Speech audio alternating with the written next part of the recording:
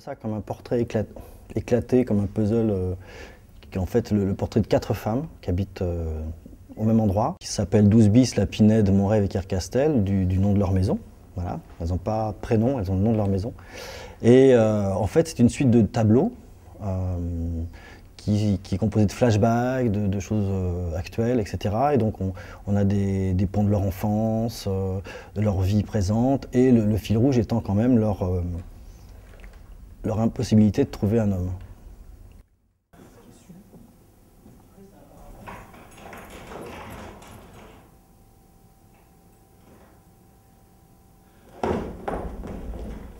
C'est une histoire sans queue ni tête. Gérard!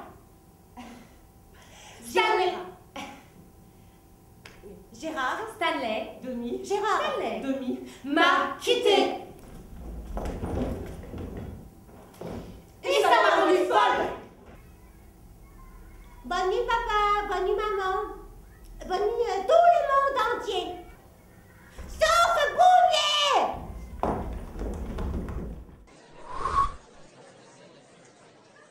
On a essayé avec Jean-Luc de trouver quatre façades, 4 portes qui soient très différentes les unes des autres et qui soient un petit peu en rapport avec chaque personnage, une un petit peu plus sage, un petit peu plus classique, une un petit peu plus déjantée avec les coquillages. C'est vrai qu'il a un rapport à la comédie musicale qui est formidable, quoi. Il y a tout de suite enfin j'espère, tout de suite une poésie, un imaginaire. On est un petit peu ailleurs, on n'est pas du tout dans quelque chose de réaliste, en tout cas. Voilà. Dès l'origine, il y avait des chansons, oui. Enfin, les textes existaient, mais pas la musique, en fait. Donc, j'ai demandé à Thierry Boulanger et Patrick Laviosa de composer la musique à part égale. Donc, c'est assez intéressant, d'ailleurs, parce qu'ils ont des univers, finalement, proches et en même temps très différents. Et ils ont composé chacun la moitié des chansons du spectacle.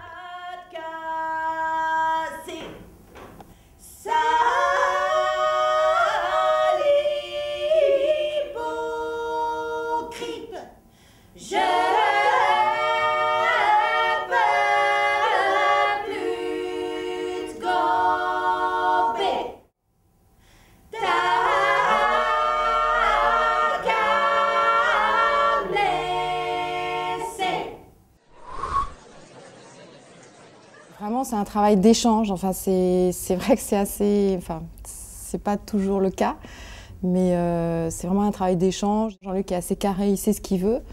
Il a vraiment la finalité du spectacle dans la tête. Et donc, moi, je lui fais totalement confiance, quoi.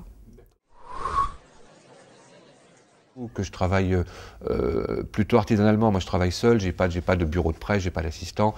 Donc, ils savent que vraiment, je travaille avec des équipes que je connais déjà, où il y a des gens avec qui je travaille depuis 25 ans. C'est vraiment des histoires de fidélité, des histoires de coup de cœur. Donc on est plutôt en confiance, oui, dans ce domaine-là, ça, il n'y a pas de doute. Oui. Moi, je trouve intéressant que les gens soient un peu complices aussi de ce qu'on fait sur scène et de ce qu'on fait dans les théâtres et de ce qu'on fait en matière de spectacle, et qu'ils ne soient pas seulement spectateurs, qu'ils aient aussi qu'ils aient conscience un peu du risque que ça représente à chaque fois de monter un spectacle. Je pense que c'est intéressant de toute façon déjà d'utiliser les médias à notre disposition maintenant pour faire ça, puisque ça se fait dans le cinéma, dans la musique, pourquoi pas essayer dans le théâtre. Là c'est un peu les prémices, donc on ne sait pas trop ce que ça va donner, ça va être un peu le défrichage, mais j'espère que ça va marcher. Je suis assez curieux de voir ce que ça va donner. Pour un spectacle comme ça où il n'y a pas de tête d'affiche, où c'est pas non plus un spectacle d'un auteur très connu ou un classique, on compte beaucoup sur la qualité du spectacle, donc sur les représentations, sur la critique. La presse a de l'importance, mais c'est surtout quand même le public. La qualité du spectacle évidemment, mais c'est surtout le bouche à oreille qui, entraîné quelquefois par des articles, mais c'est surtout le bouche à oreille du public. Au clair de la lune, mon ami Pierrot, envoie-moi de la thune et un gigolo. Ma chandelle est morte, je n'ai plus de feu. Prête-moi main forte, au moins pour l'amoureux. Prête-moi